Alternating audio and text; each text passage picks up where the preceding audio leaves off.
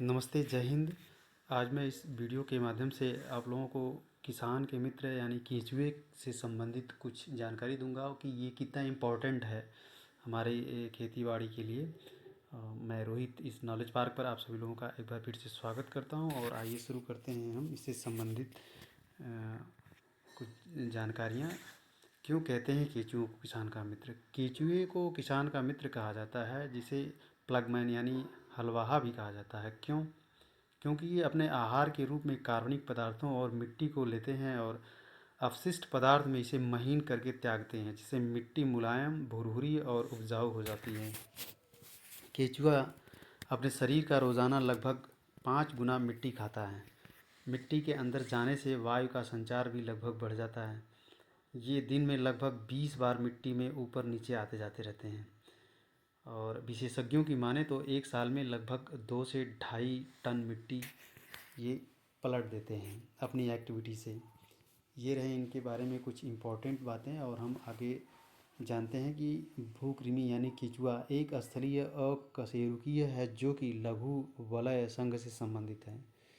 वे नली के भीतर नली शारीरिक योजना प्रदर्शित करते हैं। वे आंतरिक खंडीभवन के साथ बाह्य रूप से खंडित हैं और वे प्रायः सभी खंडों पर स्फटिकावृत होते हैं। ये विश्वव्यापी होते हैं, यानी कि हर जगह पाए जाते हैं। मौसम के अगर अनुकूल मौसम रहा तो ये हर जगह, वहाँ की मृदा, जल और तापमान अगर इनके अनुकूल है तो ये हर जगह पाए जाते हैं। भूकृमि यानी केंचुआ सामान्यतः मृदा में पाए जाते हैं, जो विभिन्न प्रकार के कार्बनिक पदार्थ खाते हैं। इस कार्बनिक पदार्थ में पादप पदार्थ, जीवित आदि जंतु, चक्रधर, गोल कृमि, जीवाणु, कवक और अन्य सूक्ष्मजीव शामिल हैं। एक भूकृमि यानी कि केंचुआ का पाचन तंत्र उसके शरीर की दैर्घ्य यानी लंबाई तक चलता है।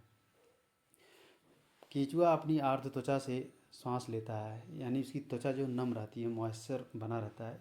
इसमें प्रगुहीय द्रव से बनी एक दोहरी परिवहन प्रणाली है जो द्रव से भरे प्रगुहा के भीतर चलती है और एक सरल बंद संचार प्रणाली है। इसमें एक केंद्रीय और परिधीय तंत्रिका तंत्र है। इसके केंद्रीय तंत्रिका तंत्र में मुख के ऊपर 2 गुच्छिकाएँ होते हैं। एक दोनों तरफ प्रत्येक खंड में प्रेरक तंत्रिका और संवेदी कोशिकाओं की दैर्घ्य यानी